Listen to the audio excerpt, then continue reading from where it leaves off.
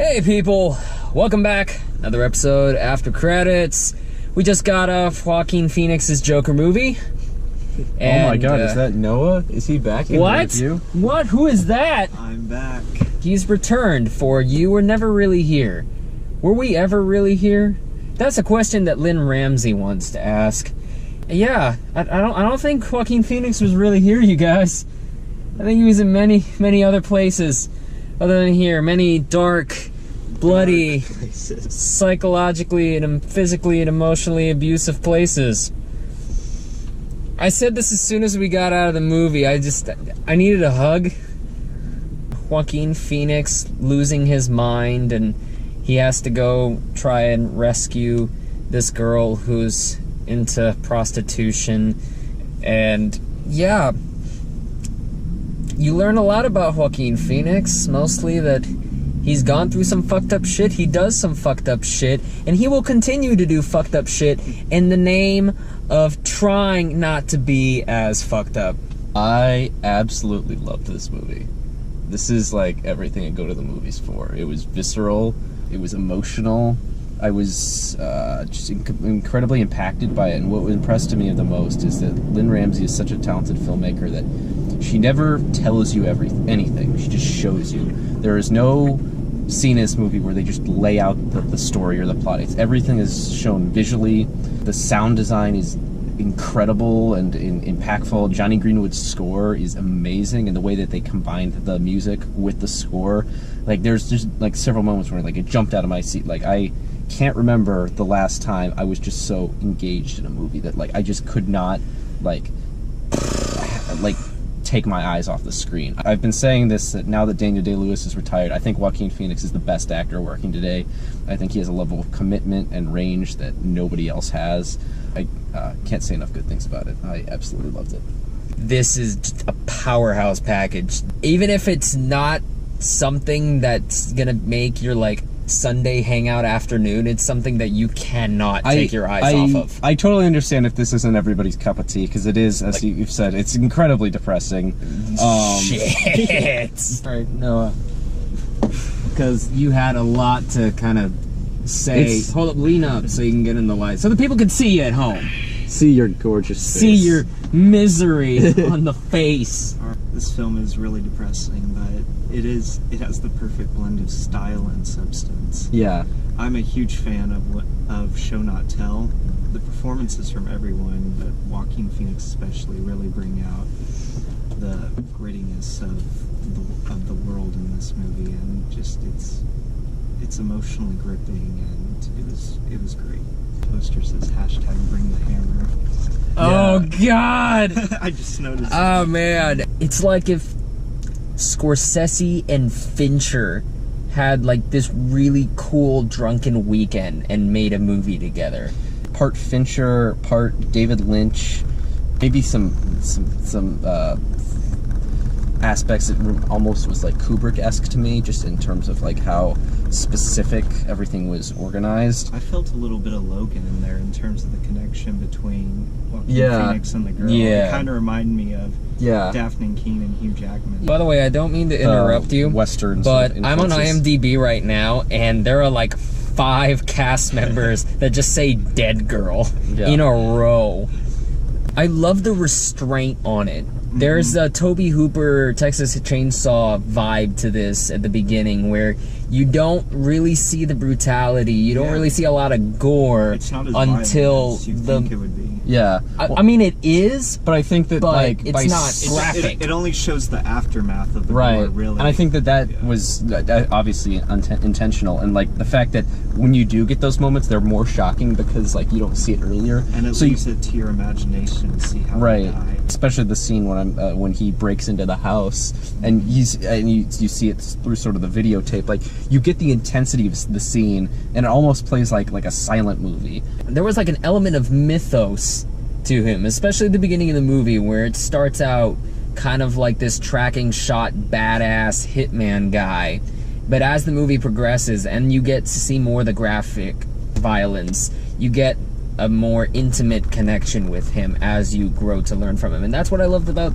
cinematography and editing in this. The score I can't praise enough. The sound I will keep saying that for this movie. The sound, I can't praise enough because that chaos comes in. It's almost like somebody's beating on 20 Casio keyboards with a hammer, but yet there's some measure of sanity going through, and maybe like a drum beat. There's some kind of heartbeat keeping you alive, but the rest of it is so maddening that you have no idea where it's going to go, just like you don't know what Joaquin Phoenix is going to do next, or why, or to whom.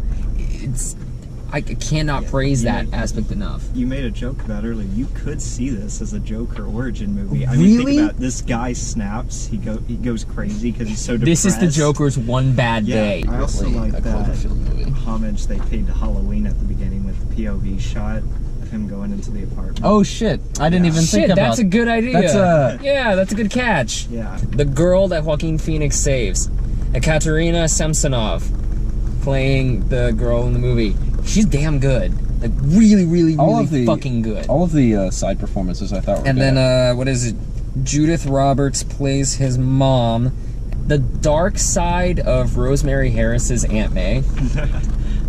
It's like Aunt May with, like, a little dementia. Yeah. And it's one of those characters that Lynn Ramsey gives you time to breathe with, so you really grow to kind of, like, care for and love her. And especially with the flashbacks, you not only understand what life has done to Joaquin Phoenix, but also to her. So you really kind of sympathize and get into her skin. And also with the girl, the way that Joaquin Phoenix's story and her story kind of goes in and out. And you get to see elements of him in her performance and her and him. I love how they could like shadow each other. I love that subtle sort of after he breaks into the house where it's sort of changes perspective for a moment, and you get to see things through her perspective for a few scenes, and then his. Yeah, and then they go back to his in a specific moment. And I guess I won't spoil, but it was very very well done. Spoilers. If you don't want to know any more, but final thoughts and scores out of 6 stars, click the time code right there. If not, we're going to go into it.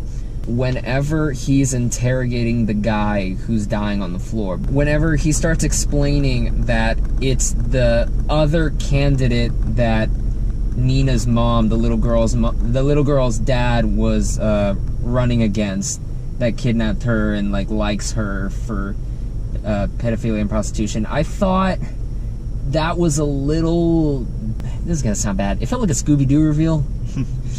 Where they were showing on the TV that like the senator dies and he was supposed to run again. The movie blah, fades blah, out. blah. Shaggy origins.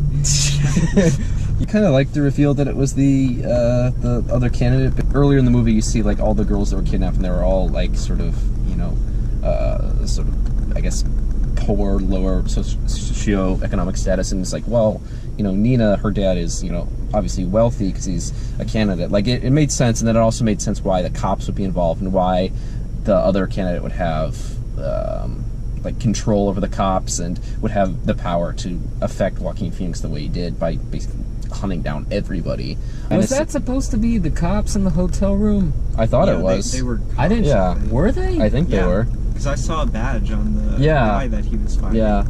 Either that or they were disguised. I saw like the cargo pans and whatnot, but I didn't see any other. They may have been hired guns disguised as cops. That's what I was thinking. That regardless, if they were cops, and they're still, you know, under the influence of somebody powerful, and so the fact that there's like this sort of insurmountable or whatever, this like impossible like person who has so much control up against Joaquin Phoenix, and that makes him so, you know, depressed, you know, because he feels like he can never escape this. So I thought I actually liked that reveal. The movie was kind of chaotic at first, and I was hoping the movie would kind of carry on with that, and that it could just be, you know, human traffickers. Like, it could just be a random group that Joaquin Phoenix, because he feels the connection to the kid, feels the need to go up against. I didn't really think you needed that to be the guy. I mean, you can maybe toss in something like, oh, he's legitimately super powerful and Joaquin Phoenix has suffered under, you know, authority figures his entire life, namely his dad, but... And you also see that with, like, his guilt over, having PTSD from the military. there are a few jump scares in life that will get me as much as that one where he's in the closet kind of like choking himself, and then the fucking kid comes in, and while the scream happens, that'll send chills down your motherfucking spine. There was like a few scenes like that was like, fuck. It's just a horrible scream. Yeah, like I've never heard a scream that terrifying. Yeah, just the shot where the guy's coming to the door, and you just see the gunshot, and it's just the blood over his face, like that. And that's the first time the movie like gets real. That's kind of like, if you want to talk about first act, second act structure, that's the point where the first act just stops.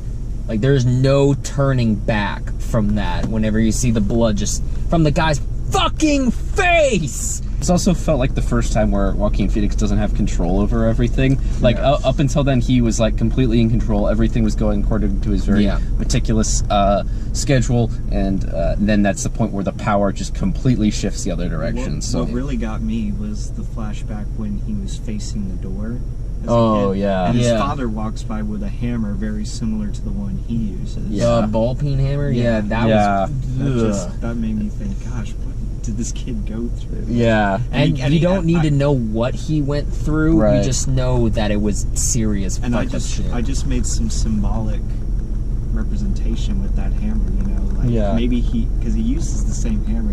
Maybe when he's beating up people, he's lashing out against his dad or something. That's just what I was going through my head. That's a good catch. I was like, there's no way that's just a coincidence. Right? No, not for this guy. Yeah. And the suspense, the build up to the one who's crawling, I was just waiting for him to just beat the shit out of him. So there was a part where he was crawling towards the kitchen door, and I was getting Kingpin flashbacks for a second. Yeah, I was thinking he was going to close the door on his head or something. No, that's the lovely unpredictability of this movie, where you don't know if he's going to bash his head in with a kitchen door, or if he's going to sing with the guy as he dies a slow death. It was that weird parallel of like him singing with his mom, and he got to do the same thing with a guy that arguably killed his mom. I don't know if the guy ever confessed to it. He wasn't going to admit it, but he couldn't blame it on the other dude, because at that point, like, there was no way he could lie to Joaquin Phoenix's face. Yeah, and, like, he knew he was dying. He's like, might as well tell the truth. He's like, Okay, so I had a question. That thing that he rips out, was that a bullet or a tooth? I think it was like... I think it was his teeth. I think it was a tooth from I couldn't really tell. I think it was a tooth that he, like, they're just like, that one... Holy shit, that when he takes down that cop and they just pan up to the mirror, and while he's like, I'm assuming that at some point with the cop, then he like, they like pretty much knocked his tooth out. And that scene was Stay safe, shot. Steven. That scene was shot gorgeously. A fist fight, how visceral it started with the handheld, and then when it pans up and you get to see the sort of death blow of everything. Just some gorgeous filmmaking here. It felt kind of like noirish, which is why I guess I get some of like the Taxi Driver comparisons. A little bit. I didn't get as much Taxi Driver as I thought I would in this movie. Yeah, it's mostly by plot, and the characters are different. They're fucked up, but like for different reasons. Oh yeah, totally. they both spend time looking in mirrors, and then there's that one shot of Joaquin Phoenix where he's like looking in the rearview mirror. I'm like, okay, that was clearly Taxi Driver inspired, but it's fine. It's cool. Yeah. It's whatever. And it's one of those movies where you can see that Lynn Ramsey is wearing her influences on her sleeve, but it's not so that feels like she's ripping it off. It very much feels like an actual homage, something that fits into this narrative. All good directors, obviously, have been influenced. Great directors steal. Yeah. So, welcome back. We were talking for a shit ton long a time about You Were Never Really Here, so we're just going to go into final thoughts and scores out of 6 stars. I'm going to start with you. With me? Yeah, with you. Well, I was really surprised that it turned out to be a Cloverfield prequel. No, seriously, this movie was amazing. I cannot remember the last time I was completely engaged in a movie this fully. The combination of the score, the soundtrack, the visuals, the hard hits of the music and the flashbacks and the action. I felt a great sense of environment, a great sense of character. It was just haunting and gorgeous, and Joaquin Phoenix should be considered for an Oscar. I don't care that it's already April. He should be in the awards conversation next year.